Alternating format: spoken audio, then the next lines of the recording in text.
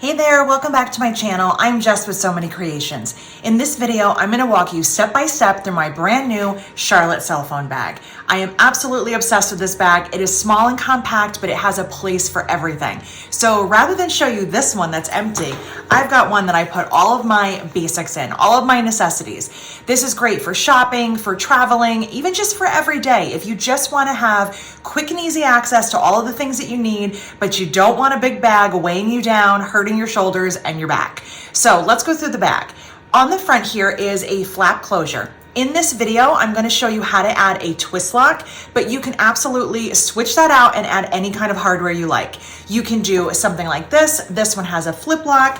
You can even do a magnetic closure like I did on this.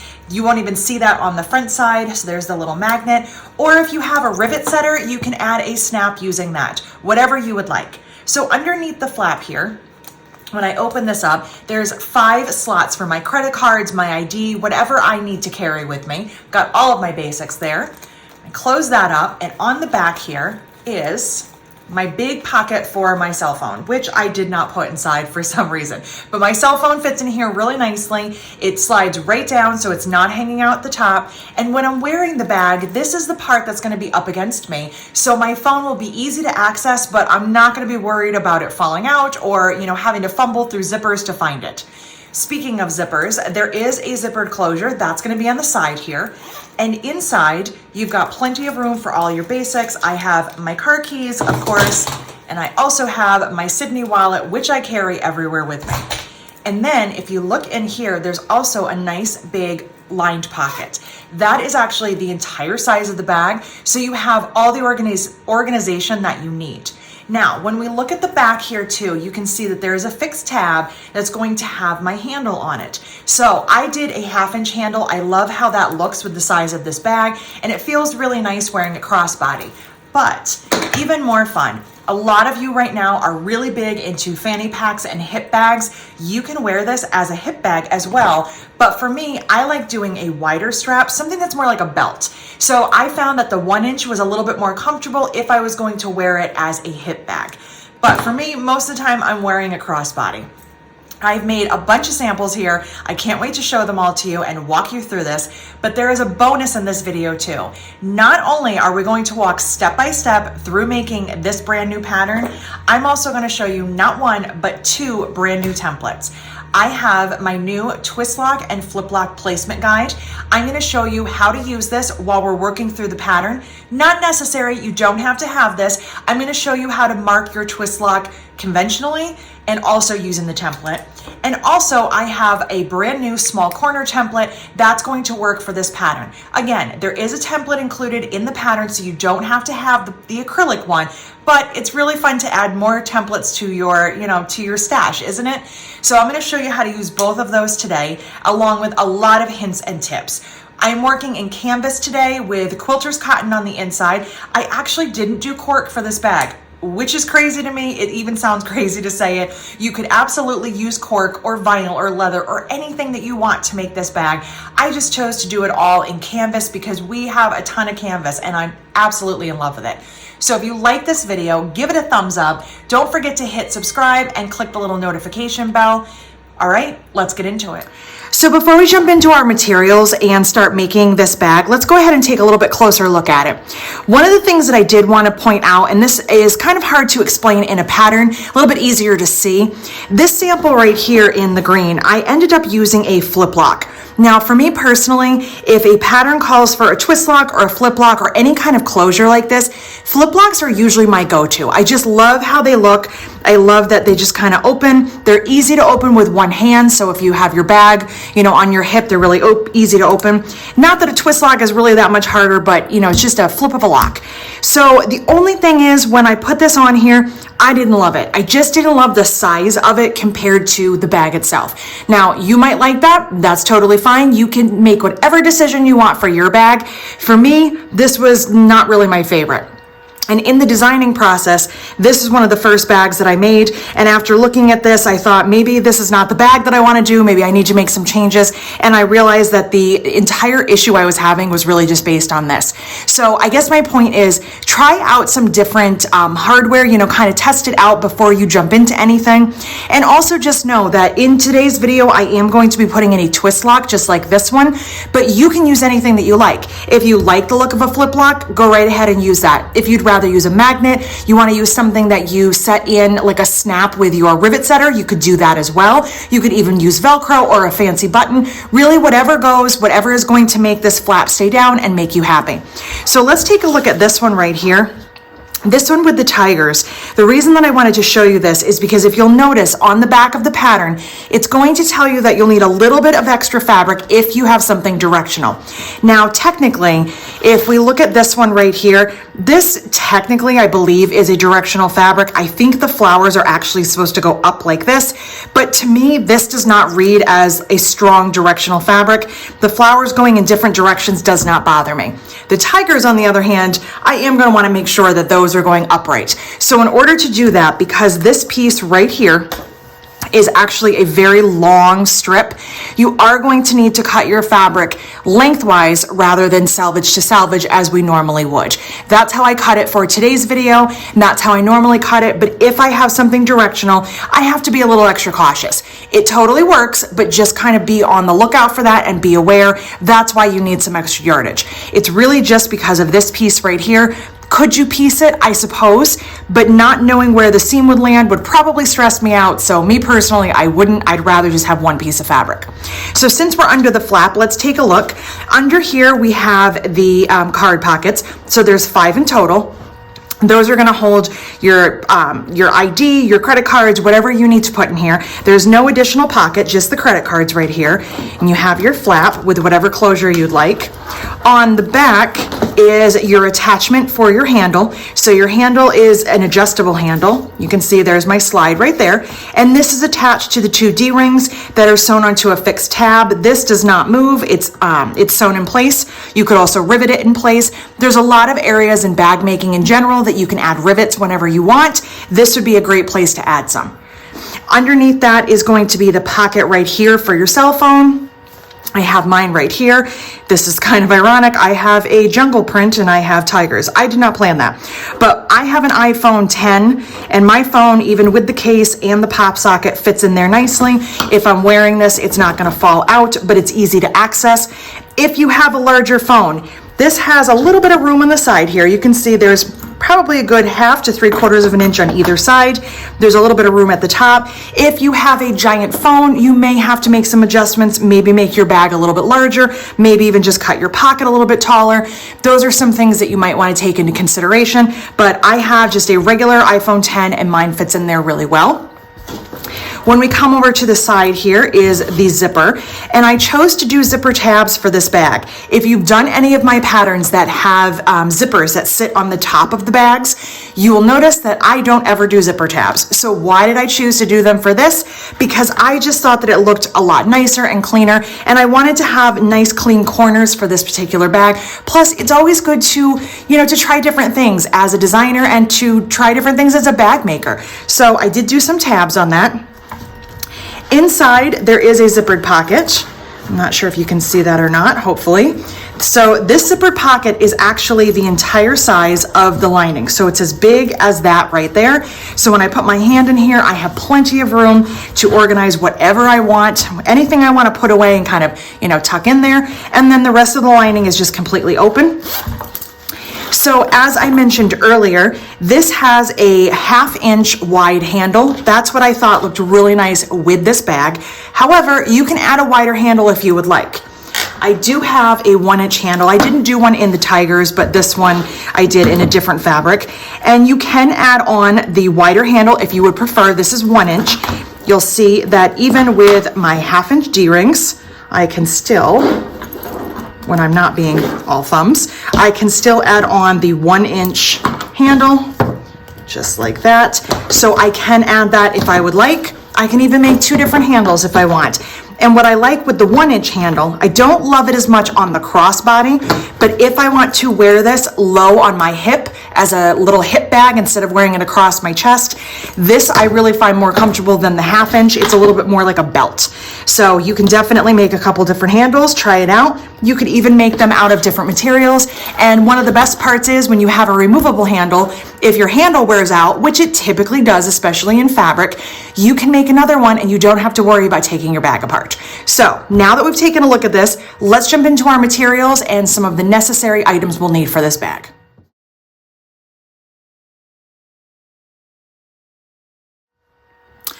So I've already gone ahead and pre-cut and pre-fused my pieces. I would suggest that you do the same thing before getting into this video. So let's go through each of our pieces. Right here I have piece A. This is the piece I was talking about when we were looking at the tiger bag. So this is one long strip. This is going to be used for the credit card pockets. I do have a piece of interfacing for A. I am holding on to that and not fusing it yet. You'll notice that it says in the pattern not to fuse this until a later step, so we're going to do the same thing. So we're going to hold on to that one. I have 2 pieces for B. These are going to be for the sides, for the front. That's all I really need for the front. A lot of this is going to be for the back. So I've got piece C here. This is just one piece. This has interfacing. This is going to be the center where the pocket will sit. For the pocket, this is D. I have my 2 pieces. One has interfacing and one does not. Take note of that in your pattern. I did that to reduce some of the bulk, so you'll want to make sure that you only have one piece with interfacing. The piece with the interfacing is the piece that's going to be facing towards you when the bag is done. So if you want a fussy cut, or if you have one that you like better than the other, or if you're running out of fabric and you want to make this out of something different, you can do that. So I've got my 2 Ds for the pocket. I've got my 2 E pieces. These are both interface. These are going to be for the back, for the sides. They are a different size than the front, so just pay attention to that. This bag is pretty simple to put together, but there's a few things where you might catch yourself kind of thinking that you know where we're going and we're going to go in a little bit different direction, especially with cutting. So just double check your measurements. I have my F, which is going to be my fixed tab on the back. No interfacing on that. I also have my 2 pieces here marked G. These are going to be for the flap. These both have interfacing. Again, make sure that you're paying attention to your directional prints. If you have one, your pieces are taller than they are wide. So you want to keep that in mind, okay? And that goes with all of these so far. I've got my 2 I pieces right here. These are going to be for the zipper tabs. Again, no interfacing. And I have right here, oh, I'm sorry, those are H. I can't tell the difference between an H and an I when I mark it. This is I, excuse me. These are my 2 I strips for the handle and my 2 I interfacing pieces. We have not interfaced those yet, and we'll get to that in just a minute when we get into step 1, which we're halfway done with because that is also the fusing. For the lining, I have my 2 lining pieces, which are J. Those both have interfacing. I'm using a batik for this. And the last piece I have right here is K. This is going to be for the zippered pocket that goes inside.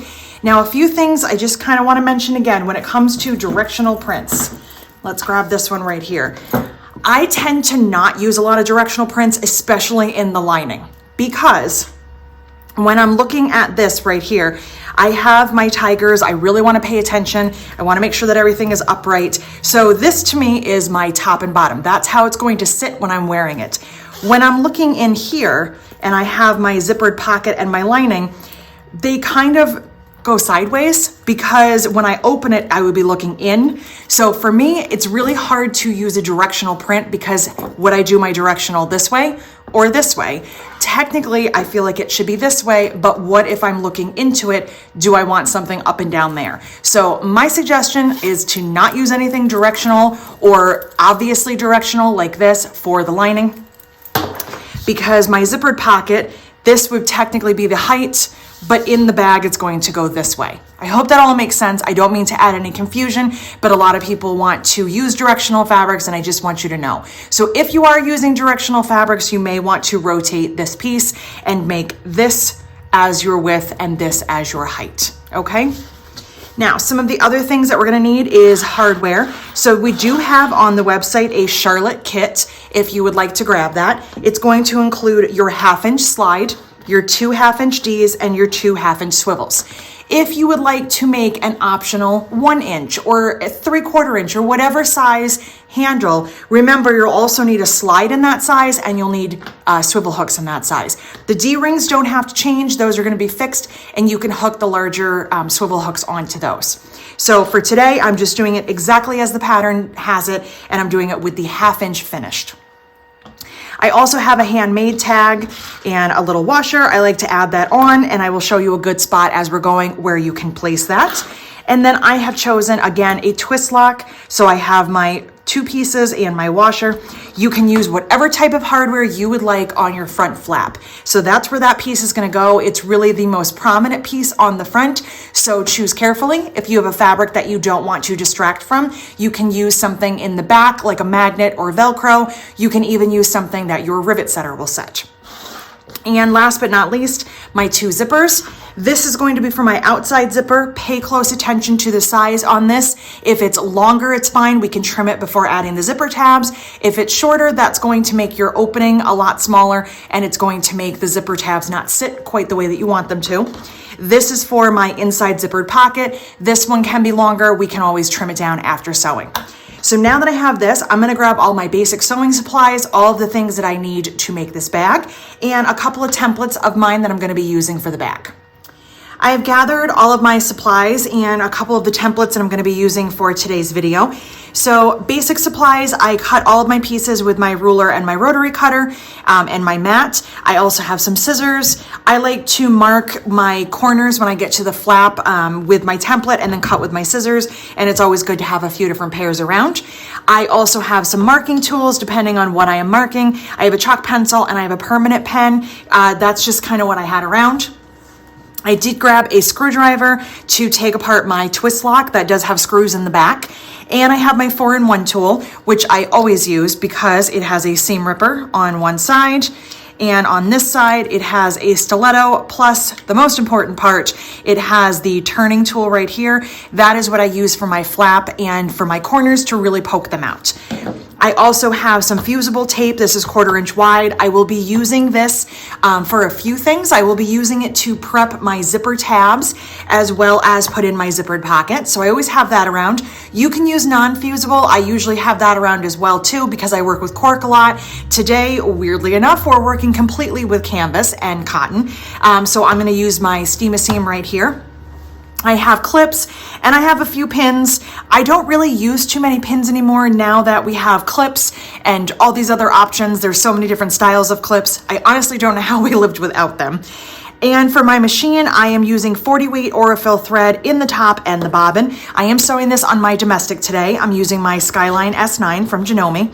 And I have my 2 feet right here. These are the feet that I'm gonna use for the entire bag. I have my O foot, which is a 1/4 inch foot with a guide. It's the one that I use every day. It's my quilting foot, my bag making foot. It's pretty much everything. And then I have my G foot, which is a blind hem foot. I've talked about this in like 100 videos, but I will never stop talking about it. I love that it has this center guide right here, and I use that when I'm making my handles, so I get really nice 1/8 inch stitching. So these are the only 2 I'm gonna be using. I'm not even gonna change it up for my zipper. I'm gonna use one of these to install my zipper. So now that I have all of my basics here, oh, and before I forget, I also have in my machine a 9014 top stitch needle. I am working with some thicker layers today, so whenever I make a bag, I usually have a 9014. Personally, I prefer a top stitch needle or a Microtex, and that's what I have in today. So let's just take a look at the templates quick, and I'm gonna actually use these in the video as well. These are templates that I designed, so I just wanted to show them to you. I have a separate video on my zipper template. This has 6 different size zipper openings. It also has your triangles here for marking, has a center line, and each of these lines is a 1/4 inch. I will show you when we get to the lining zippered pocket how I use this for that.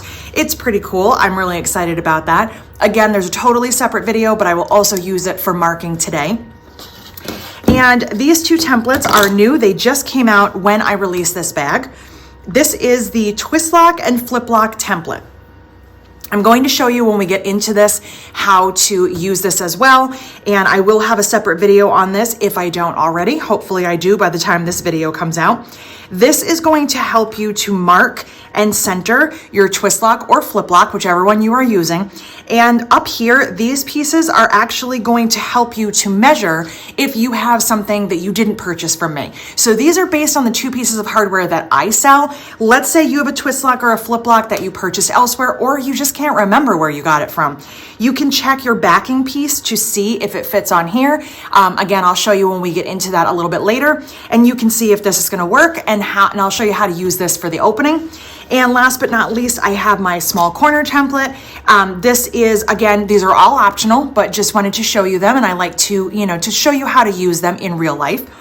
This is the corner template. This is what I will be using for my flap. You can also find this template in the back of your pattern. If you are using the template straight out of the pattern, I would suggest that you make a copy of it. Keep the original with the pattern. That way it doesn't get misplaced, because it's so easy to lose a little piece of paper like this. So now that we've got all of our supplies, we're ready to go. Let's jump into it. To complete step 1, I've already done all of the cutting and fusing, which I went over with you earlier. I'm not going to go over those pieces again, but you're going to follow the beginning part of step 1 and do all of your fusing. It has notes if you need to only fuse 1 piece, like we did for our pocket. The last thing I have to do is take my eye pieces and add interfacing to those. First, I need to sew them together. So I've already done that off camera. Just wanted to show you how that looks. So I took my 2 strips and I sewed them end to end. I did use a 45-degree angle. You can butt them up together and sew a straight seam. It's totally up to you. I did also press that open, which I would suggest that you do. When we fold this, if you have this pressed to one side, you're just gonna add bulk, and you really don't wanna do that. It's gonna make the top stitching a little bit harder to do, and it also doesn't always look as nice. So I sewed my 2 pieces together. And quite often I get asked, why did we use 2 entire width of fabric strips if we're going to trim it down? My reasoning is this: you are all different sizes. We are all different sizes. Some people are a lot taller. Some people like to wear their bags higher or lower. And so instead of restricting you, like I have to sometimes when we're using something like cork, which is a set size, with the fabric, why not just cut 2 strips and then decide how long you would like it? So before I add my interfacing, I will trim this down.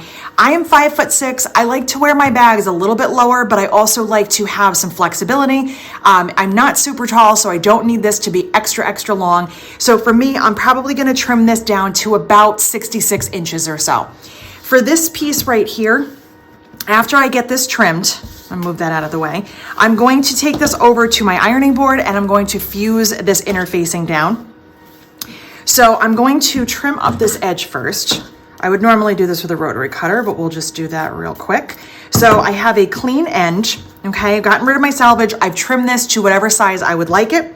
I'm gonna take my interfacing and I'm going to short it a couple of inches on the end. We will be adding hardware, so you wanna make sure that you don't have interfacing all the way to the very end, which is going to make it a lot harder on your machine to get through all those layers. So we're gonna make it a little bit easier on ourselves, and we're gonna short this a couple inches. I don't measure, I just eyeball.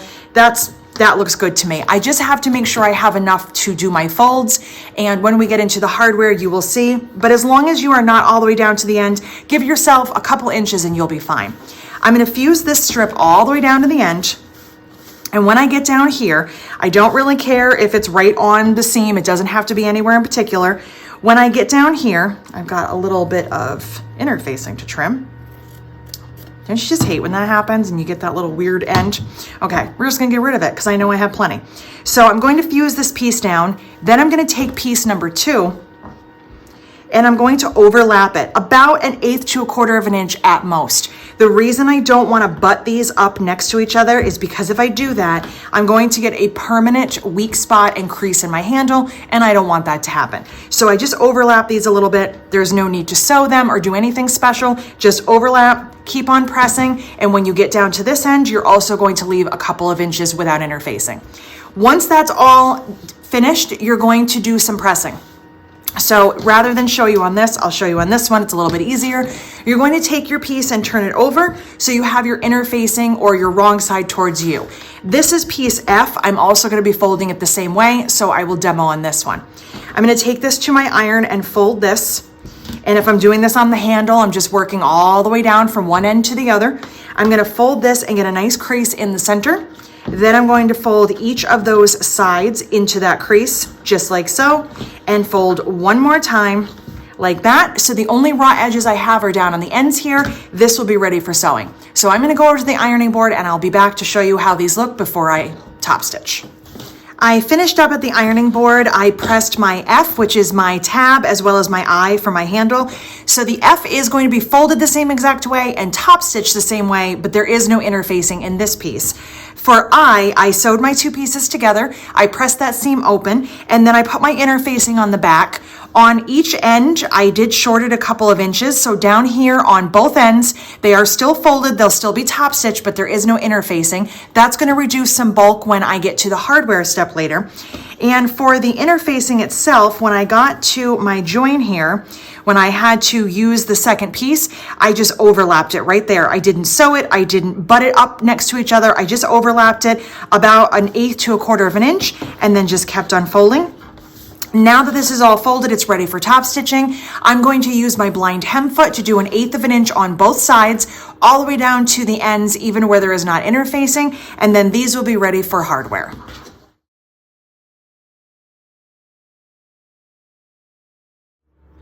My top stitching is all set, so now it's time to add some hardware. So I'm going to start with the F piece, which is the fixed tab. So I have my piece all top stitched. I did 1/8 of an inch from each edge.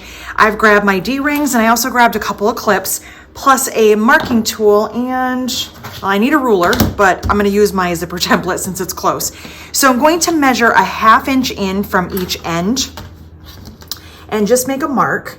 And that's going to be where I place my D-ring. So I'm just going to mark here with my chalk pencil. All right, make sure that's straight.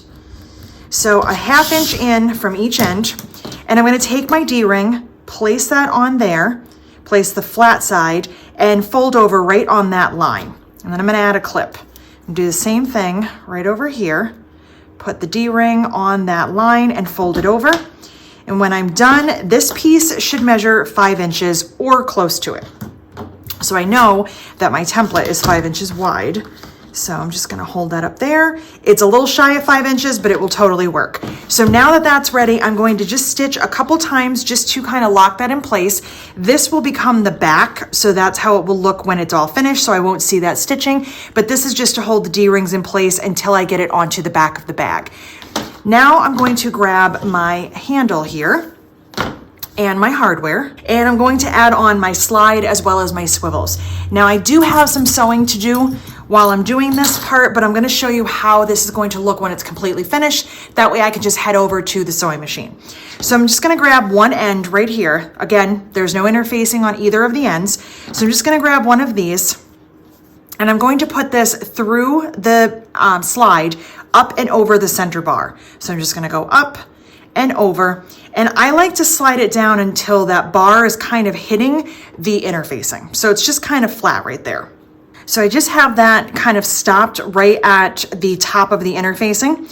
I'm going to take my fabric and I'm going to fold it one time to cover up that raw edge, and then I'm going to bring this down to where I have interfacing. Just going to kind of straighten that out, make sure everything's tucked in. So now when I'm doing my stitching to hold this in place, that's going to be stitched right to the portion that has interfacing. So I'm going to add a clip for now. I'm not going to stitch this just yet. I want to show you how the swivel hooks are going to get added. So the first thing that you're going to do is fold your piece in half and make sure that it is not twisted. That's going to be really important. So I folded that in half. I have the part that's going to be sewn, the kind of the looser part, the folded over part facing up towards me. When I folded it in half, my handle is on top of that. So now I'm going to add a swivel hook. The swivel hook is going to face outward. So when I loop this on, this swivel hook kind of sits on top. There is my folded over piece, and this stays loose. So I'm just going to bring it down to the end. I'm not going to do anything with that. Now I'm going to take this end, and again, we're going to pretend that this is already sewn. I'm going to loop this up and over, just like that. This piece will need to be sewn, so I will have to take this out when I get to the machine, but I just wanted to show you. So now I have that in here, my slide works, and now on this end, again, my swivel hook is facing out. So let me move my slide down a little bit here so you can see. So there's my slide kind of facing upwards, and there is my swivel hook sitting upright. I'm going to again fold once and bring this down to where the interfacing is, and that's where I'm going to stitch. So now my swivel hook is in place, my slide is in place, this swivel hook stays loose. So I'm gonna do a little bit of stitching, I'll come back and show you how that looks. My pieces are all sewn, and I decided that I actually do wanna add some rivets. For this piece right here, for the fixed back tab, I'm not gonna add the rivets until it's time to add this onto the back. Adding them now is just going to make the sewing part harder. I am going to sew it and add the rivets, more for decoration. It will also be for stability, but for this piece, it will be kind of double. I will do the sewing and the rivets, so it'll be nice and strong. For my handle, I am going to add a rivet down here where my swivel hook is.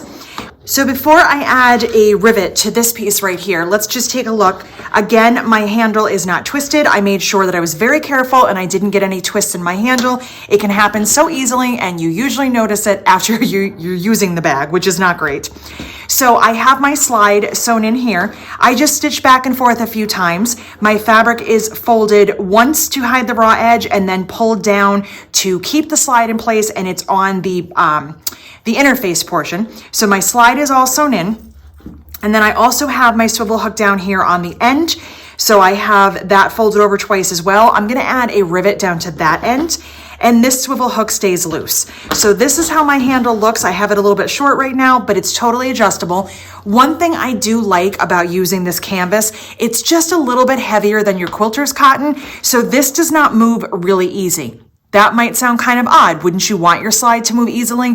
Well, no, because if you are like me and you overload your bag, you don't want your bag kind of pulling and getting longer as you're wearing it. So I do have to kind of take my time, push my piece through and pull it. It works just fine, but it's not easy to just slide back and forth, which I actually like. So I'm gonna add a rivet to this. I grabbed my rivet setter and my punch. This was not my intention, but after I finished it, I decided, why not? I want to.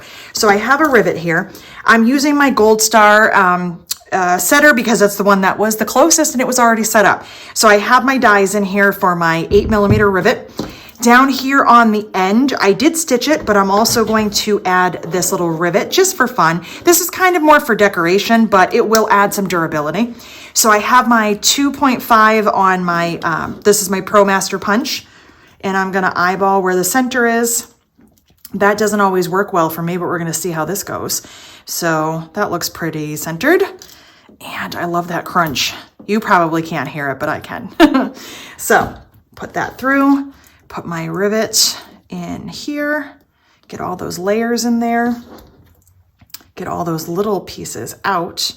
We don't want all those in there. All right, it cut through, but it pushed some of these little bits, and I want to get rid of those. And now I'm going to put my cap on, and it's tight, but it will snap on there. Now that that's in place, I'll just put my rivet setter. Okay, and there we go. I have a rivet. Didn't really need it, but I wanted to. So I have my rivet, my handle is all done, and I am ready for my next step. For step 3, we're going to be working on piece A. This is going to be for the front credit card pockets. So you're going to need a ruler and a marking tool. I used a gel pen, just a regular pen. I would suggest whatever you mark with, you do not use a heat erasable tool. The reason is we're gonna make some markings on the back of this piece, which I've already done. Once you make those markings, you're going to head over to the ironing board. If you head to the ironing board and you try doing your folds with a heat erasable pen, I think we all know what's going to happen. So definitely mark this with something that you will not be erasing with the iron. Again, I used a pen. You could use a pencil. You can use really whatever you would like. These lines are not going to show at all. This is always going to be on the back. It's going to be covered up when it's done. So it's really not a big concern. You don't have to worry about using something that's erasable, just not heat erasable. So for this piece, what I did is I grabbed my ruler and I followed the measurements that are in the pattern. There's going to be a little chart that's going to show you. One thing to keep in mind, if you have directional fabric, which I do not have directional fabric, you want to make sure that you are starting at the top. So you're going to be lettering these sections A through K. Section A should be at the top of that piece. So when I was doing my tigers, the one that I had showed you earlier, I made sure that my tigers were upright. You want to be marking from the top down. So with my ruler, I'm going to mark all of my sections here. And I'm just going to be making lines and measuring from the last line to make the next one. When you're doing your markings, make sure that you're not just lining up your ruler this way, but that you're also lining it up either at the bottom or the top. You want to make sure that your lines stay straight. If you're only paying attention to the line itself and the marking, it's very easy to start to kind of veer off course without realizing it. You get done and your credit card pockets kind of shift to one side, and we don't want that. So what I've done here is I labeled them A through K. K does not have a measurement in the pattern, and it's all right. It is A-okay. Don't worry that it does not. That is just the end piece. This may or may not have to be trimmed depending on when you're done. Sometimes when we get done, even though we measured everything out, our pieces are a little bit off and we have to trim, but this is just going to be the bottom part, so there is no measurement. It's the last part. So what you're going to do is follow along in the pattern, and it's going to tell you the line between each section, which way to fold it. We're just making accordion pleats, kind of like when you were younger and you would make those little fans. You're just folding wrong side, right side, wrong side, right side. You're just flipping it back and forth. So your first fold is going to be the most important because that's going to set it up for the rest of them. Your fold between A and B is going to be right sides together. So you're going to turn your piece over right here and grab something that you can use to make your fold. And what I mean by that is a folded up piece of paper or a piece of cardstock or something that you can iron. You don't want anything that the iron can't touch, because what we're going to do is use this hard edge to make the folds. So what I'm going to do is fold between A and B on the paper right here, and it's going to be right sides together. So I'm folding it just like that, placing my paper, and I'm going to iron. I also like to use my pressing clapper. So after I do my fold, I will also use that. Now I'm ready to go to the line between B and C. I'm going to do this wrong side together. So again, I would be doing this at my ironing board, and you see how I kind of peeked out a little bit right there? You always want to make sure that you're staying nice and straight. You should not see that when you're done because this is a straight strip. So between B and C is going to be wrong sides together. So I'm going to place this on that line, fold that like so, give that a press, then again, right sides together between C and D, and so on. So we're just doing wrong side, right side, wrong side, right side. And when you're done, this is how it's going to look. So this is my section A up here. You can see there is A. I have done all of my folding. I pressed it. I used steam. I used my pressing clapper. You can even throw a little bit of starch in there. And I made sure to keep it straight. Now, this to me looks like it's skewed a tiny bit off to one side, but it's still relatively straight, so I'm not going to stress about that. This is exactly how it should look. So this is my K section right here. This is the part that I didn't have a measurement for. When I'm done, I'm going to measure and make sure that this is the correct size. But first, I'm going to do a little bit of stitching and stabilizing to make sure that it's not going to go anywhere. So I'm going to take this to my machine, and on all 5 of these folds, I'm going to top stitch 1/8 of an inch. So I'm not folding them, or excuse me, I'm not sewing them down because these are our card pockets. We want them to stand up. I'm just going to pull each of these up, top stitch, pull the next one, top stitch. Then when I have all of those done, I'm going to stitch the sides about 1/8 just to keep that together, keep it nice and sturdy. Then I can do my measuring and trimming. My card pockets are all done, so I have all of my folds top stitched. Again, these are pockets, so they are not sewn down, they're left open. And I just top stitched about 1/8 of an inch from each one. I also stitched 1/8 of an inch on the side to keep everything nice and flat. And moving forward, it's going to be easier if I don't have to worry about this opening up. Now in the pattern, it's also going to tell you what your measurement should be when it's all set. And you're going to check from top to bottom to make sure that the height is correct. If it is longer, you can go ahead and trim it. However, what do you do if it is too short? If somewhere something has gone wrong and it is shorter than it's supposed to be, like mine was. That never happens to me. I've only ever had this be spot on or a little bit larger. So that says to me, either I measured something incorrectly when I was cutting, or I measured something incorrectly when I was drawing my lines. But what happened was, I'm about, as you can see here with my B pieces, I'm about 1/4 of an inch or so off, but it's okay. It's going to be totally fine, and I'll show you why. So moving on to step 4, we're going to add these sides on. So I have my B's right here, and as you might be able to see, one side is actually a little bit longer than the other. So I think that something went a little askew when I was doing some of my cutting. So what I'm going to do is place this right sides together, and I'm gonna scoot the B up a tiny little bit, just a little bit, because I'm gonna kind of make up the difference on both ends. That way it's in my seam allowance and it's still gonna catch everything and there's not gonna be any issues when I'm done. And what I mean by that is if I move B up a little bit here and a little bit here, when I sew my 1/4 inch, when I'm finishing up the bag, it's still gonna catch this and nobody will be the wiser. So there's always a way around it. Now, if this was catastrophically wrong and it was way, way, way too small and I couldn't make up for it, I can always add another piece of fabric. I would just have an additional seam and I can make it a little bit longer, or I could just add a bottom piece. It's really not the end of the world. There's always a way around it. So don't panic when things don't go your way. Trust me, they don't go my way quite a bit and I just keep on going. So I'm gonna clip these in place. Grab a couple more here.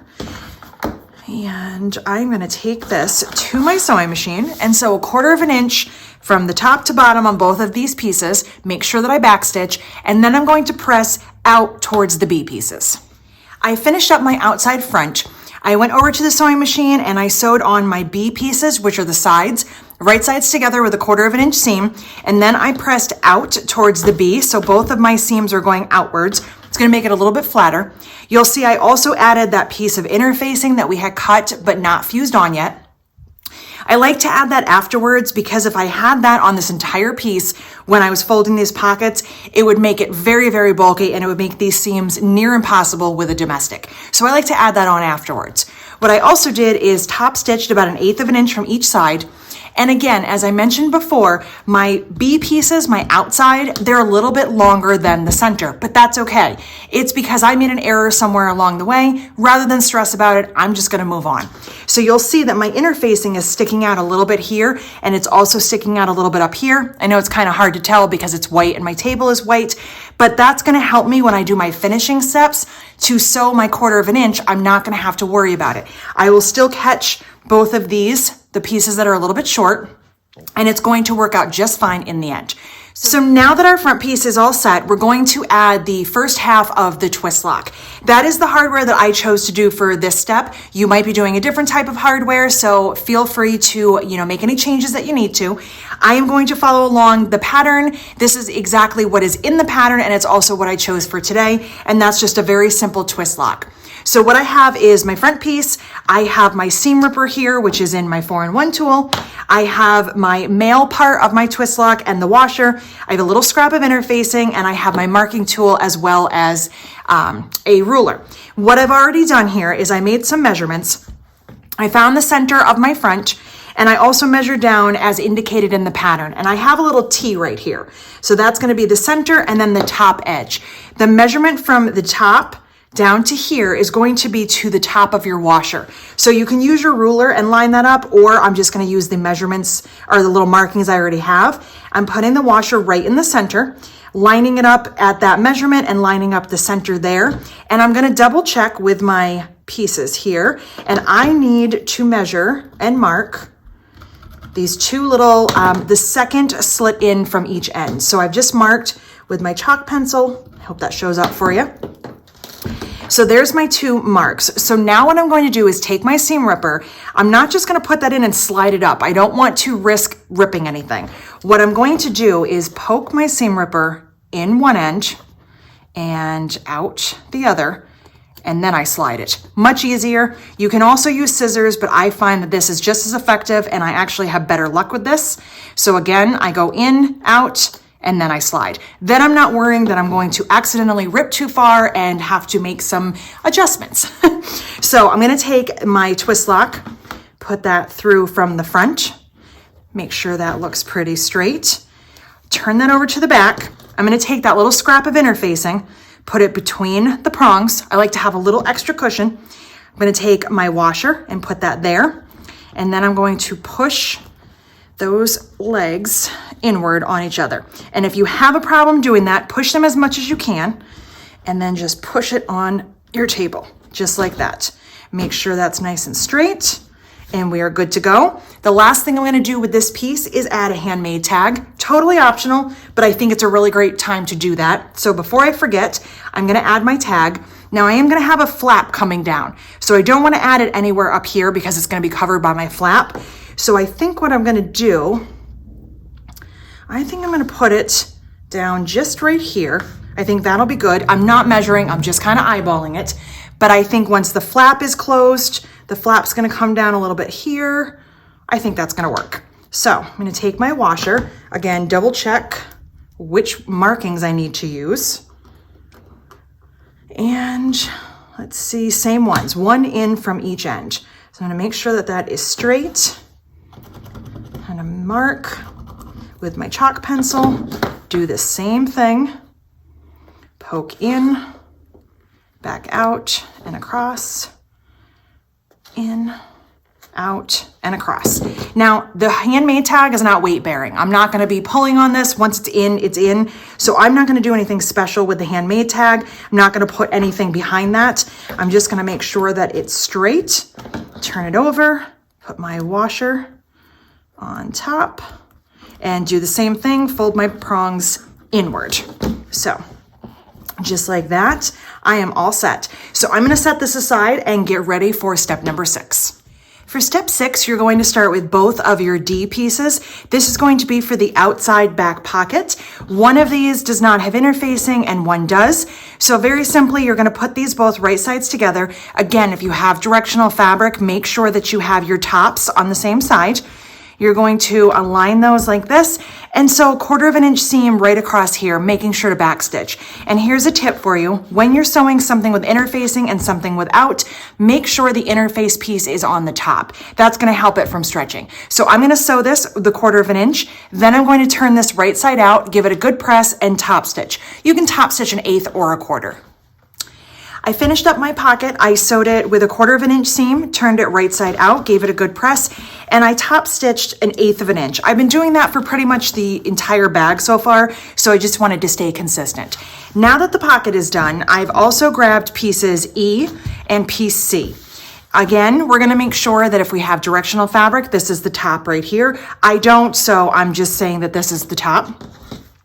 I'm gonna take my pocket and place it on top of C, making sure that this piece right here with the interfacing is facing up towards me. I want the non-interfaced piece of fabric facing down. So once that's in place, I'm just gonna stitch the sides and the bottom about 1/8 inch. Doesn't have to be perfect or pretty, it just has to hold this in place, just to kind of baste it in place. Once that's done, I'm gonna take my 2 E pieces, just like I did on the front. I'm gonna place them right sides together, just like this. So a 1/4 inch seam, press out towards the E, and top stitch. And again, I'm gonna top stitch an 1/8 inch. I like that because it catches the seam, but also it keeps it consistent, and that's what I've been doing for the handle as well as the front. So I'm gonna go assemble these pieces and I'll be back. Okay, so the back is all set. I have my pocket here. I basted it on C. I just went down the sides and the bottom about 1/8 inch. Again, as long as it's less than a 1/4, it does not really matter.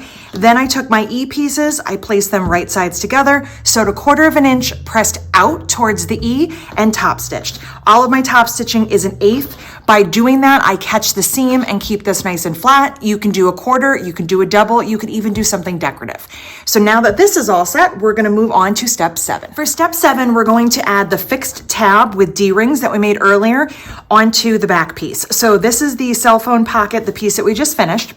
What I did is I took my ruler and I followed the measurement in the pattern and I made a line right here. You may not be able to see it, but I did it in chalk pencil, something light or something removable. And I'm going to place this piece with the wrong side, the kind of the raw edges here, facing downward just like this.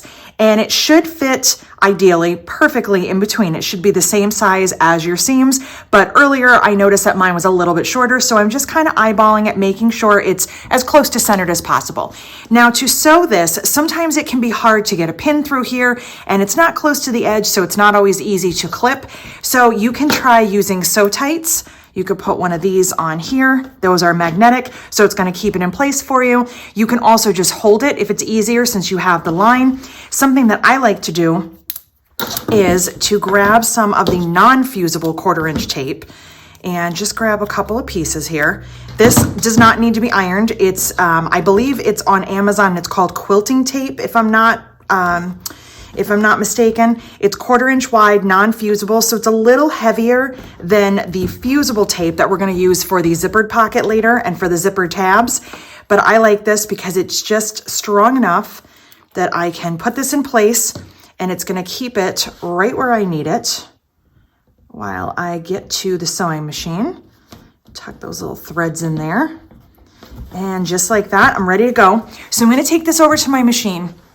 And when you're doing this part, you may want to try some different feet out for the sewing because you're going to be sewing right on top of your top stitching on these long sides, but you're also going to get as close to the D-rings as possible. That might be where you stitched right here, or if I can, I'm going to try to get even closer, which means I'll have 2 lines here. Sometimes with my blind hem foot, I can't get as close because of the edge of it. Sometimes I try different feet. You might want to try like a clear foot or an open toe foot, depending on what machine you have. So try some different feet, get as close to the D-rings as you can. And again, if that's this stitching right here and you're just sewing on top of it, totally fine. On the long sides, I just go down them each once. On these ends right here, I go back and forth a few times to really reinforce it because it's where my D-rings are. So I'm gonna head over to the machine and I'm gonna do my stitching on here. I finished my stitching. I did not get as close as I wanted to the D-rings because I didn't have the right foot with me. On my heavy duty machine at home, I have a different foot that I can get really close on. So I'm fine with how it came out. I did stitch back and forth on these short sides a few times to reinforce it, but just because I think it'll look pretty and also add a little bit more durability, I'm gonna add a couple rivets. I was kind of debating doing that regardless, so I figure I might as well. So I'm just gonna kind of eyeball it. I try not to punch a hole through my stitching if I can help it. So I think I should be able to get really close. We're gonna try. And if I go through the stitching, I guess I'm just gonna have to fix it. We're gonna see how this works. I'm actually marking it because I'm gonna try to make it nice and even. I'm a whole new person. So if you have a rivet setter, doesn't it just make you feel like you can do anything? Like for me, as soon as I got one, I was like, okay, if I can set rivets, I can do anything I want, and I want to put rivets in everything. So there isn't a bag that I make anymore that I don't have at least 1 or 2 somewhere in, sometimes more, but I just really enjoy putting them in. And look at how much prettier that is. Totally not necessary. If you don't have a rivet setter, don't worry, you don't need one. But if you're thinking maybe I want one, I think it was totally worth it. 100% worth getting the rivet setter. So let's see. Now I just got to get it in there. All right. I don't know, there's just something so satisfying about pulling that handle. All right, and now it's perfect. That's exactly how I wanted it. That's how I had been envisioning it. So that is exactly it. So now we are done with this and we're gonna move on to step 8 and start working on the flap. Next up is the flap. So I've grabbed both of my G pieces and I also have my template here as well as a marking tool. I'm going to be making markings on the inner facing side, but I could also make them on the front. Really does not make a difference. But before I go on, I wanted to just kind of show you this one again because it's directional and I kind of have a question for you. So on the front here, my tigers are going upright, and on the back, I actually flip them so that they're also going upright. Now, up until recently, I never used to do that. I always cut them both so that when I turn this over, these tigers would actually be upside down because I cut the bottoms of both fabric, if you know what I mean. But a lot of my students and customers cut their flaps this way, and I guess I fell into the peer pressure and I can't help it. So if you have directional fabric and you're making a flap, what do you do? Because now I don't want to do it any other way. I want everything to be upright always. So just a silly question, but just one of those things that I was wondering about. So for today, I don't have directional fabric. I'm not concerned about which one is going to be up or down. So on the back of this one, I've already done my markings. I'm going to do the same on this. Remember that your flap pieces are taller than they are wide. So you're cutting from the bottom from one of the shorter edges. And I'm gonna be using my small corner template. Again, totally optional, but if you want this, it is available on the website. You do not need to get one of these. You do have this template in your pattern. Again, make a copy of it if you're going to cut it out of the pattern, or just make sure that you always have one with the pattern. It's so frustrating to open a pattern and not have the template that you need. These are 1/8 inch acrylic, so you can cut against them. So if I wanted, I could take this over and use my rotary cutter. But for now, I'm just gonna do it the way I normally do and just trace and cut with my scissors. So what I'm doing here is I'm just gonna flip this over, and I always place my template, whether it's paper or acrylic, I place it a couple of threads in on either side to make room for my pen. Because remember, the pen is a little bit wider. Doesn't make a huge difference. This is just for a flap. Nothing has to fit together perfectly, so it's nothing to stress about. If you don't have a marking tool to show up on the back, you can also mark on the front. Not a big deal. So I'm gonna go ahead and just cut these corners real quick. Once I have them cut, I'm gonna take this over to the sewing machine, place them right sides together. So 1/4 inch down the 2 long sides and across this bottom edge, and leave the top open. Once I'm done, I will turn it right side out, press it, and top stitch it. So I've got these ready to go. Place them right sides together, stitch all the way around here, stopping, not going to close the top in. Turn it right side out, press, and top stitch. Before I turn and press and top stitch, I forgot to mention, I also like to trim a little bit from the corners here, just a little of the seam allowance. I find that it makes my corners smoother, and I'm going to use my 4-in-1 tool and use my turning tool to help get that nice and smooth. So before I head to the ironing board, I'm going to turn this. So I definitely think the combination of clipping the corner just a little bit and then using the turning tool, it's super smooth, nice and flat already. I'm still going to give it a quick press, and then I'm going to top stitch. I'll do 1/8 inch again. So now that our flap is finished, it's all pressed and top stitched. Again, I did 1/8 inch. You can do whatever you would like. We're going to add the second piece of hardware. And I brought over these 2 examples just to show you again. This is the twist lock and this is the flip lock. And as I mentioned earlier, the flip lock is not doing it for me on this bag. I don't love the size of it. Feel free to use whatever type of hardware. If you want to find a smaller flip lock, if you want to do a thumb lock, really anything that you want to do on here is fine. For today's video, we're going to be working on the twist lock. So I'm going to show you how to mark and cut that out. So once I have my twist lock, my flap all done. Yes, this is the nerve-wracking part. I have to cut a hole into this flap because that's where this piece is gonna go. So what I've done here, I'm gonna move these out of the way, is I've already opened up the other part of my twist lock. It has the 2 screws that go on the back. You can see that right here. So I've already taken those screws out because I'm going to need them to be out so I can do my marking and then put my pieces together. So the first thing that I'm going to do, like I do with any other piece, is I'm going to mark the center.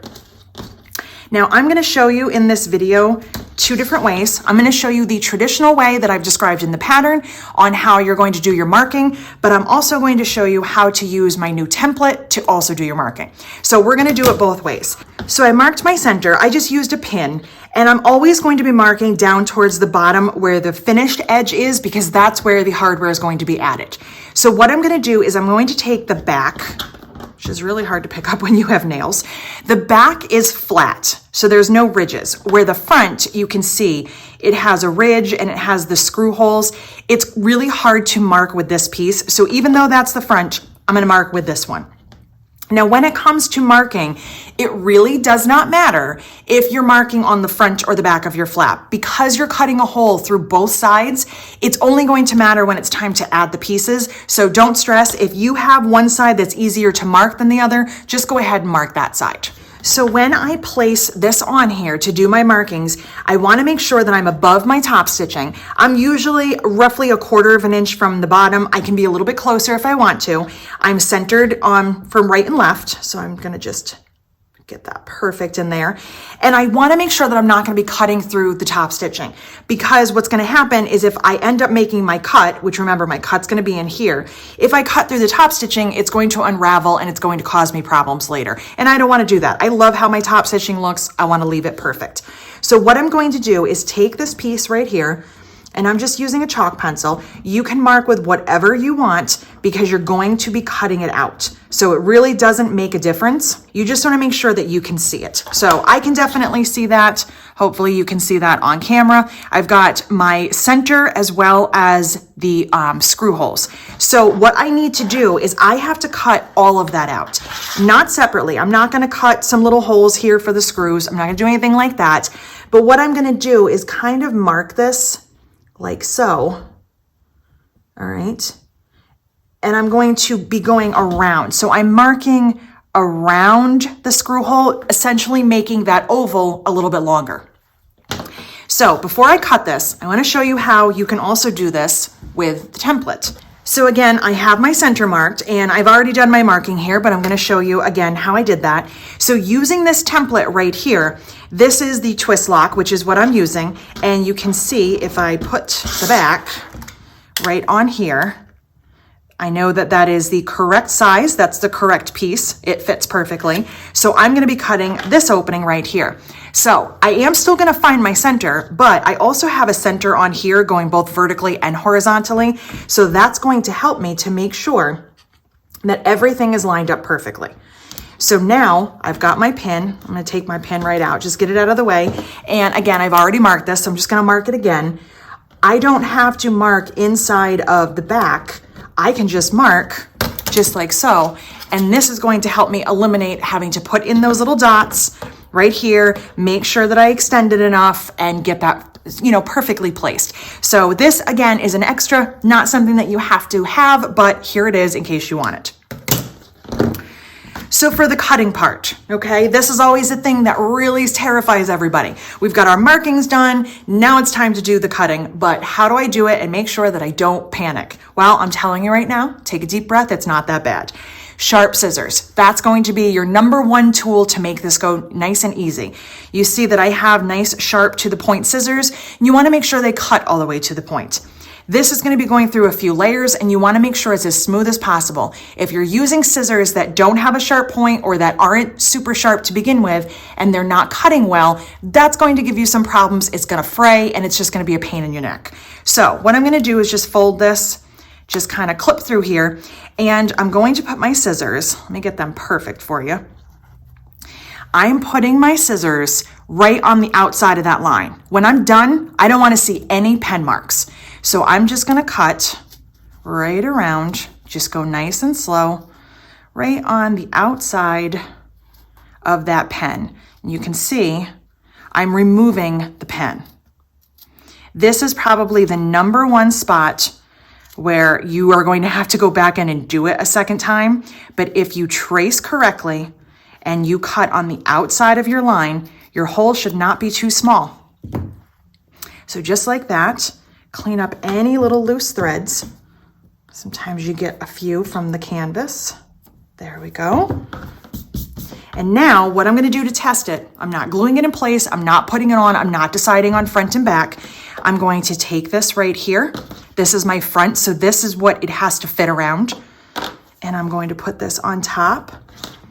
And look how perfect that is. You can see just how perfect that is now that my opening is cut. I've cut enough for my screw holes as well as the center.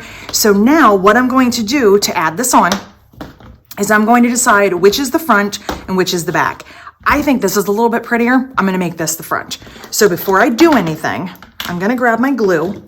So I am using the Janome HT2. This is a metal to fabric compatible glue. It's my favorite hardware glue. Has a nice fine tip, very strong. So I'm gonna put this right around the ridge, just a little bit. I'm not going too crazy here. We don't want glue everywhere. And I'm also gonna put it on the back. So just a little. When you add this to your flap, your two pieces are only screwed into each other. They're not screwed in through the fabric. So I put glue on the back as well as the front. Since I've decided that this is the front, I'm going to move that piece over. I've got my front right side down. I'm going to take this front right side down, just like that. It fits so perfectly. And take the back, put that on top, add my screws.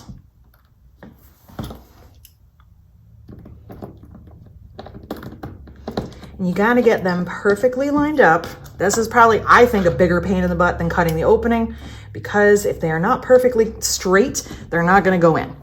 So there we go. All right, so now the flap is done. The twist lock is in. Our hardware part is actually finished. And just for fun, I like to put that on there and see how that looks. And I just absolutely love it. I love this rose gold with this canvas. I think it looks super cool.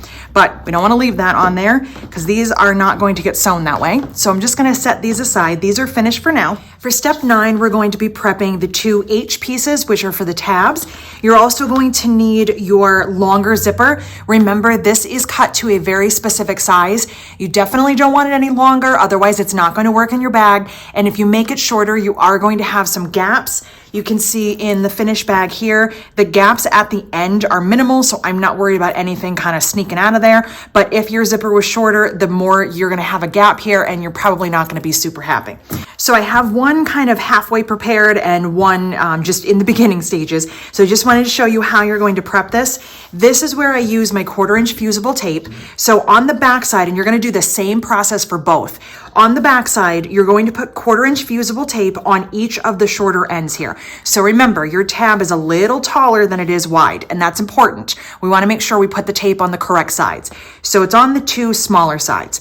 I put my tape down, I fused it in place with my iron, and then what I did is I folded it over, wrong sides together, and I creased it. I want to make sure that I have a really nice crease so I have a nice clean edge.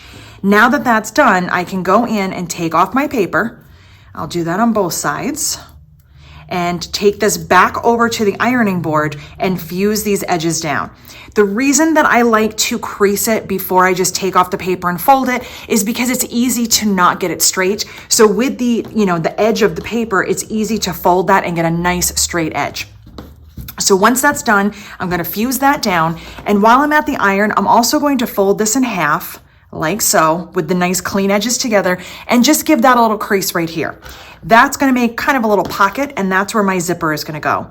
And as you can see, my zipper is a lot less narrow than this piece, and I did that on purpose. Every zipper is a little bit different. Your zipper might be a little bit wider or a little bit narrower, and I just wanted to make sure that you had some room. This is such a specific measurement for the zippers that I sell, and if you have one that's different, I didn't want you to have any problems. So I would rather overcut it a little bit, center it. I've got some wiggle room for my stitching, so if I get a little bird's nest, I'll cut it off later, and then I'll just trim this even when I'm done. So I'm not super concerned about that. So this is how it's gonna look on both ends. This might sound like a very silly little tip, but make sure your zipper pull is on. Ask me how I know that. So I'm gonna go over to the iron. I'm gonna prep this one. This will be on this end. Once I have them both done, I'm just gonna stitch 1/8 of an inch right across here. When that's done, I'll bring it back, we'll trim it up, and we'll be done with this. So my tabs are all sewn on. I took them over to the ironing board. I pressed a little crease, slid them onto both ends, and just stitched 1/8 of an inch. And by pressing that crease down here and making sure that my edges are nice and straight, when I turn it over, I'm still catching both sides. It's not skewing on me. If you need to, you can add a clip if you want to hold that, or you can even add a little bit more tape. I use the fusible tape for a few reasons. First, it's the first one that I ever had worked with, so I just, it's kind of second nature to use that. But also because it's not super heavy, so if I have multiple layers of tape, I'm not gumming up my needle, I'm not having threads get caught and break, I'm not really having any problems. So if I needed to, I could add a little extra piece of tape under here and fuse it right to the zipper. That's absolutely an option. You can always add a little extra if you need to. So now that this is on here and it's all set, I'm just gonna go ahead with my scissors and trim even with the edges. Much easier this way than trying to get an exact measurement on your zipper, because sometimes these zippers are not even exact either. They're like weird 1/8 and 16th, and I don't know about you, but I don't want to measure that. So I'm just going to trim and get that out of the way. And there's my zipper. So my outside zipper is all set, and I'm ready for my next step. So all of our outside pieces are all done, and now it's time to work on the lining. And the only thing we have to do in the lining is make one zippered pocket. So what I'm gonna do is walk you through this. I've done this zippered pocket many times in many of my patterns, so I'm sure if you've watched any of my other videos, you've seen them in the tutorials. I also have a separate zippered pocket tutorial. If you want to watch that, it's very in-depth, has a lot of little extra tips and tricks. So for now, I'm gonna kind of go not super fast, but I am gonna work, rather quickly through this. And instead of using my regular ruler, I'm actually gonna use my zipper template. Again, templates are totally optional, but they're fun. And sometimes it's fun to see it working in an actual pattern instead of just in a separate tutorial. So I thought today would be a really fun way to show you how to use this and also how to draw your pocket. So I have one of my J pieces. This is my lining. This has interfacing on it. And I also have my K piece. And we had talked earlier about this and about how the directionality of this can be a little bit confusing. So for me, in the lining, I try to not do anything directional. And even if I made these directional, I would probably not make this one. You can always cut from different fabrics. But just so that there isn't any confusion, what I'm looking at here on my bag is the zippered pocket is right here. So it's going top to bottom in the bag, but the bag would be hanging this way. This pocket's going this way. It gets kind of confusing. So until you're 100% sure, make your life easier, pick something non-directional, at least for your first bag, and until you can figure out how you want it to look. So what we're gonna do here, whether you're using a template or a regular ruler, is you're gonna turn it over and do all of your markings on the interfacing. And I'm using a regular pen so that it will show up on camera. You can use whatever you would like here. A pencil is fine, whatever works for you. So first things first is I'm gonna find my center. You can put a pin, make a little clip, or you can just make a mark. And even though I'm marking in black, I can't see it through the front, so I'm totally fine. So in the pattern, I'm going to follow the directions, which tells me I need to mark down 1 1/4 inches to start my first line. So essentially this right here, this is the first line. And the box is gonna be 6 inches, so I will be using this box right here. So what I'm doing is I'm actually moving this up. So I'm just lining up my center with the center mark that I have here, and I moved it up 1 because I know that this is 1 1/4 inches, but if I count, I have 1, 1/2, 3/4, 1 inch, 1 1/4. Each of these is a quarter. I have my center and I'm making a 6-inch box. So I'm just gonna mark just like this, okay? And I'm also going to mark my little V's right here. So I'm just gonna take that and slide it up, mark my little V, and do the same thing here.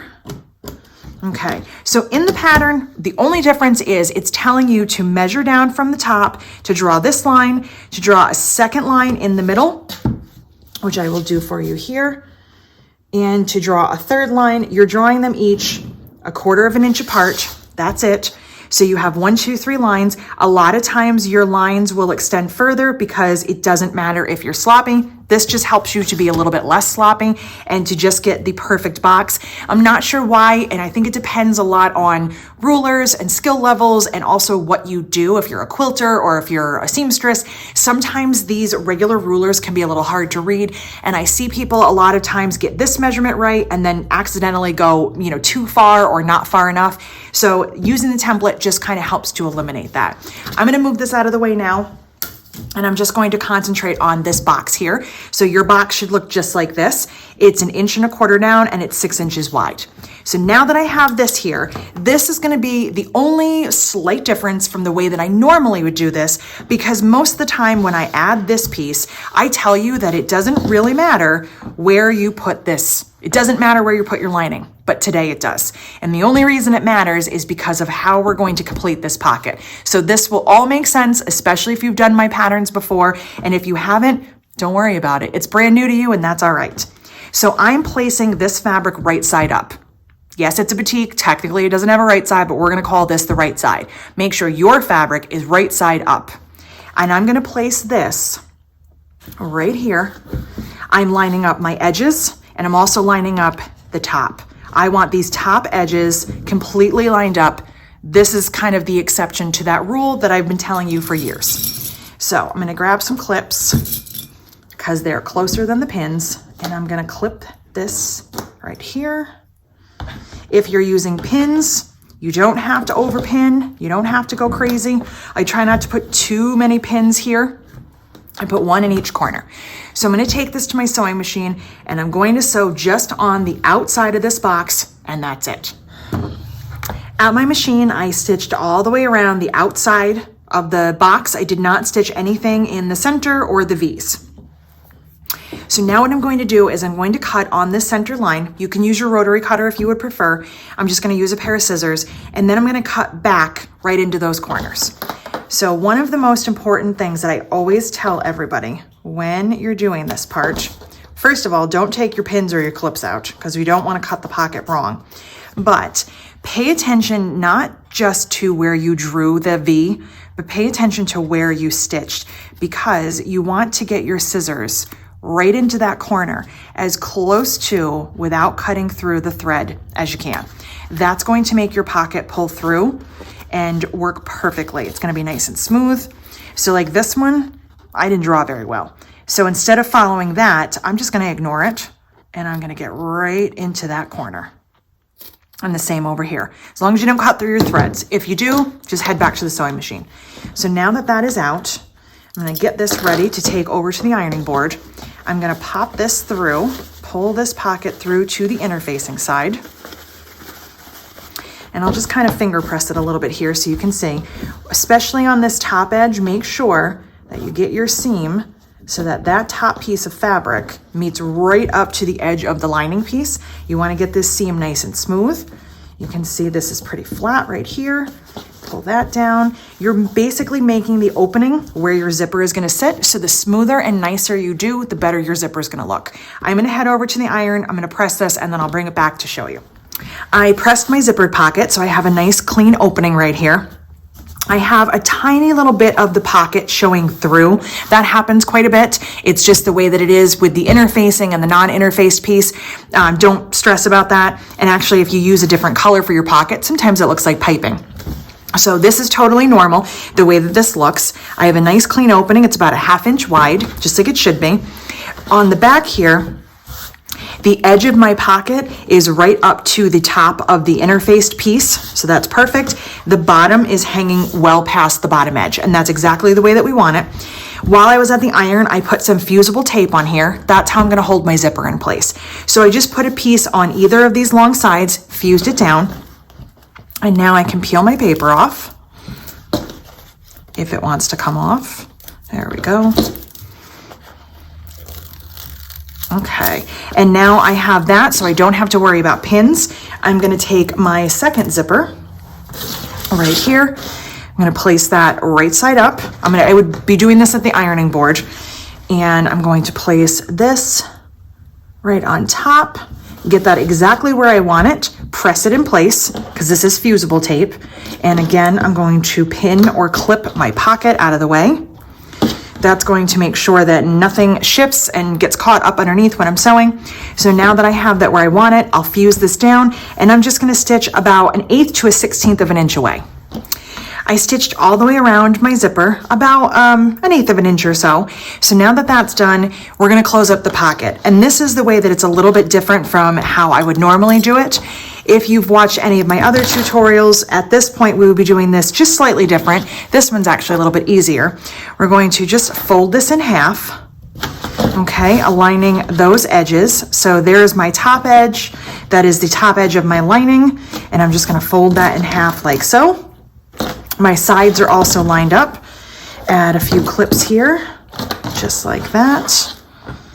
And now I'm gonna take this over and I'm just gonna stitch about 1/8 of an inch all the way around. And this little bit right here, I'll trim off when I'm done. I think that is the easiest and quickest way to close a pocket. I didn't have to do any pressing or worrying about any directions of anything. Super easy. So this is completely finished. I've got this nice big pocket here. I trimmed up my edges, so I trimmed wherever I needed to so everything is even with the lining. And I just stitched around the edge about 1/8 of an inch just to keep everything in place. So now that all of my pieces are done, it's time to start assembling. All right, all of our pieces are ready, so it's time to put this bag together. First thing we're gonna do is take the back, which has the cell phone pocket and the fixed tab, and the flap, and we're gonna sew those together. So you're going to place your flap right sides together with the back. So this is the back side, the side with the screws that I'm looking at. And I'm gonna place this right in between those seams. You can also measure and find the centers if you would prefer, but I know it's gonna fit right in between there. And I'm just gonna stitch about 1/8 of an inch just to base that in place. All right, flap is sewn on. The flap again is right sides together, so it's front side down on the back. This is set for now. I'm gonna put this aside. So I'm going to start with the front of my bag and my zipper that has the tabs. I found the center on both, and I'm going to take my zipper and place it right sides together. Now the zipper is going to be a little bit shorter than the outside of the bag. It's going to be anywhere from 1/2 inch to 3/4 of an inch from the edge. So you just want to keep that in mind. That is the reason that we put the tabs in, is to make sure that we had a lot less bulk here and also to make some cleaner corners. So I just found the centers, line them up, and add a few clips. So I can do this one of two ways. What I often have done is just basted this about 1/8 of an inch and then added my lining piece. For today, I'm going to add them both together. You can decide which is easier for you. A lot of it just kind of depends on how I'm feeling at that moment. So I think I'm all right to just throw on my 1/4 of an inch foot and go for it. If you want to baste first, go right ahead. So you can baste this less than 1/4. Once that's ready and you've made that decision, you're going to grab your lining piece that does not have the zipper. So we want the plain one. We're going to put that right side down and just add a few more clips, or just move these clips. So just like that. I've got my pieces together. So I have my outside front and my plain lining piece right sides together, and my zipper is right sides together with the outside. Now I'm gonna sew all 3 of these pieces 1/4 of an inch, making sure to backstitch. Okay, I'm all stitched. One thing I did forget to mention, and I just wanted to mention that now, don't worry if you can't start at one end and just stop at the other. And what I mean by that, if you notice, I have orange thread here, tan here, and orange here, because I had to stop and flip it over because my zipper kind of shifted on me. It's probably me pulling on it when I opened it. I had reached in here to open the zipper, and I probably just did not check excuse me, to see that it was lined up. So when I opened it, my zipper was very wavy and it did not look very good. So I went back in and fixed that. It happens sometimes, but sometimes it can be hard to get in there and open your zipper when you need to. And especially if you're sewing with 1/4 of an inch foot, it's going to be hitting that zipper pull. So don't be afraid to start and stop or flip it over, whatever you have to do. There is no rule that says you have to start at the top and end at the bottom. So just remember that. So now that that half is done, I'm going to open this up. I'm not doing any pressing or top stitching just yet. I want to add my other 2 pieces, and I like to press it and top stitch it all at once. I'm going to change my foot out, so I might as well just do it all in one. So I have this all done. So now I'm going to take the back, which has my flap, and I'm going to put that right sides together with the front and right sides together with the zipper, just like we did before. I don't have to worry about finding centers this time because I'm just going to line up these edges and add some clips, just like so.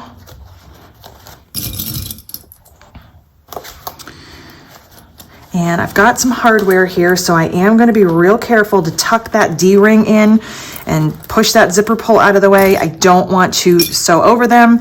It won't work very well. So I'm just going to do that. Now that that is in place, I'm going to take my lining that has the zipper, and I want to make sure that my zipper is going in the same direction as the outside and that it's closer to the outside. And what I mean is I want my zipper over here, so both of the pulls are both towards the top right now. They're both on the left right now. I don't want to flip this the other way. So I want those close to each other. Otherwise, if the zipper pull is over here, it's going to be inside your bag, and it's going to be really, really hard to get in there and use that pocket. So just make sure the pulls, if they are facing the same direction, you are good to go, and they should be both on the left if you're lining it up the way that I am. So I have my linings right sides together, just like this. I'm on the opposite side of the zipper.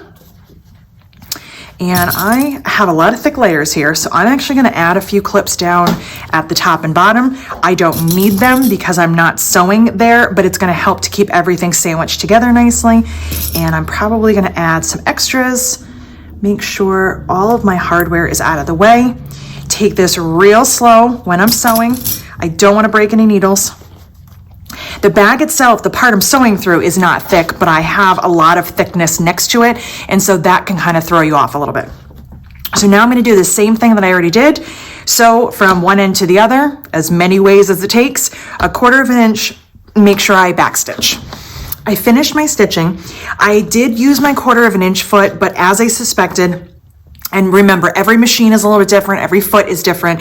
My 1/4 inch foot on this particular machine is kind of wide on the left-hand side. So what was happening is it was hitting the thickness. I wasn't sewing through thickness, so I was not having any issues with that, but it was hitting it. And because the thread on the top and the bobbin were not fully making contact, there were a couple of spots where I had some skip stitches. Not a problem. I kept on sewing. That way I could get my nice 1/4 of an inch seam. And then I just grabbed my zipper foot and I went and did it again. The zipper foot is going to be over here, so it's not on the thickness, and that worked just fine. And now my seam is stitched twice, so it's good to go. There's nothing wrong with stitching 2 times or more. So now that I'm done with this, I'm going to open these up and take this over and give it a good press. When I'm ready to top stitch, 2 things to keep in mind. I'm not going to top stitch any more than 1/8 of an inch. So I'm going to use that blind hem foot again and just do that nice edge stitch.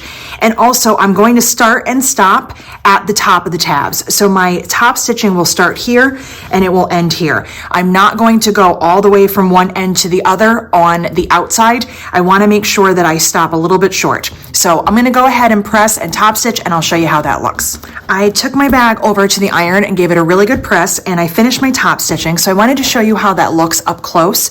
Again, I did not top stitch all the way to the very end. I only stitched to where the tabs are. The reason for doing that, for our final step when we're closing everything up, it's going to make it easier with these seams so that we can kind of nest them a little bit better and eliminate some of the bulk. When I had first made the original sample, I did top stitch to the end, and I was using my heavy duty machine, so I can kind of get away with certain things, but I wanted to make sure this was domestic friendly, as all my patterns are. So by eliminating that little bit of top stitching, it actually makes the finishing step easier. So now that that's done, and I just wanted to show you too, the top stitching, it does go all the way through to the lining, about 1/8 of an inch, no more than 1/8. Now that that's ready, next thing we're gonna do, very important, is open this zipper. If you don't open this zipper, it's gonna make turning it a lot harder. I'm gonna grab my clips, I'm gonna take my 2 outsides and put them right sides together, and put my 2 linings right sides together. This is gonna look a little bit weird, so I'm actually gonna turn it over this way, because remember, we don't have interfacing showing on this because of the pocket.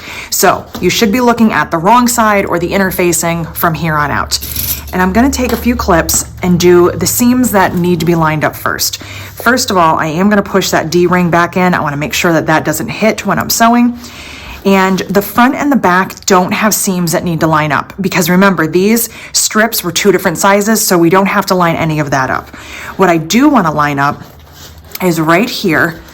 And what I'm going to do, because I can, is I'm going to nest that seam. That's my center seam on the side of the zipper, and that's going to make it a lot less bulky and a lot easier to sew through. If I had top stitched all the way to the end, I would not be able to do that.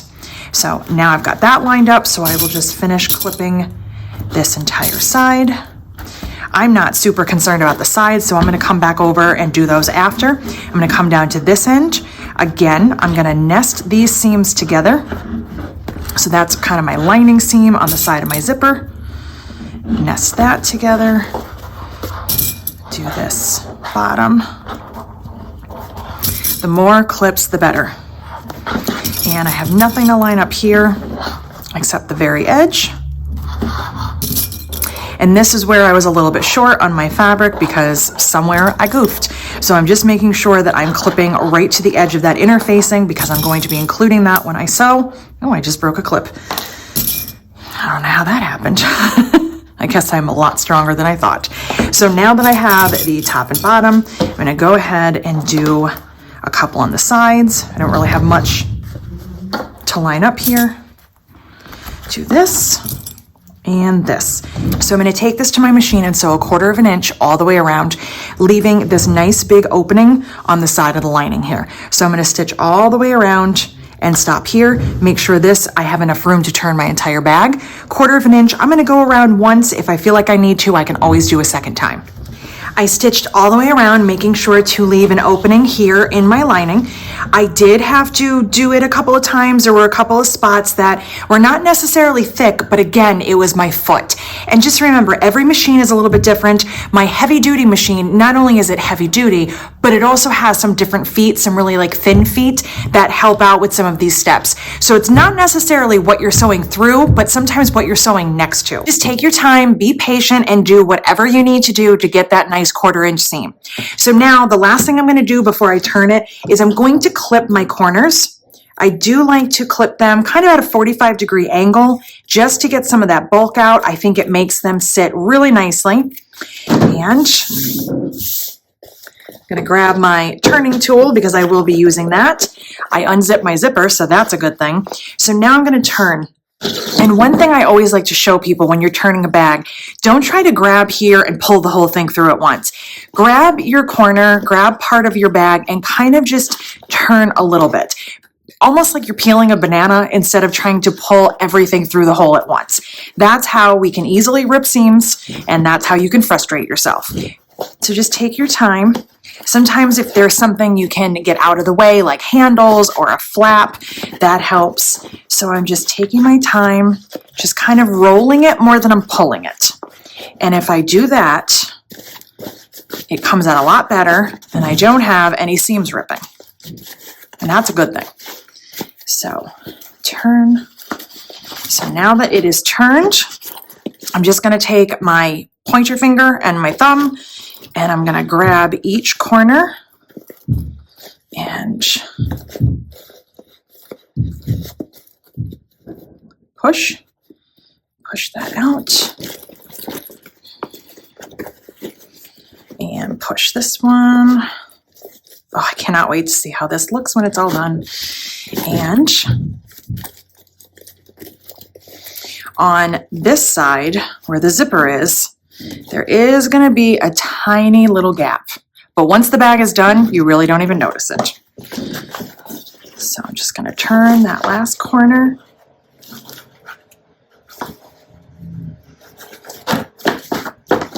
So now I just need to close the opening in the lining. I'm just going to turn those edges under, stitch about 1/8 of an inch. I'll be right back. I had to go over and give it a quick press, and I added my handle on. So let's take a look at the final bag. I've got my twist lock, my handmade tag. I've got all my credit card pockets here. My zipper on the side. I really do like the chocolate brown with this canvas. I have the pocket in the back for my phone. I've got some rivets for decoration. And of course, inside, I've got my nice big zippered pocket. I am good to go. I am ready to go out and use my brand new Charlotte. I hope you enjoyed this video. If you did, don't forget to give it a thumbs up. You can also click subscribe and hit the little notification bell to see when I upload. I am always happy to answer questions, and I can't wait to see how your Charlotte cell phone bag comes out. So don't forget to tag me on social media or even just send me a picture. You can join our Facebook group and get inspiration every day from our awesome members. We are positive all the way, and we just love having new people join us. So come on in. I do Facebook Live every Friday at 11 Eastern. Those are more for fun. Tutorials are for learning, and I hope you learned a lot today. Thanks for joining me.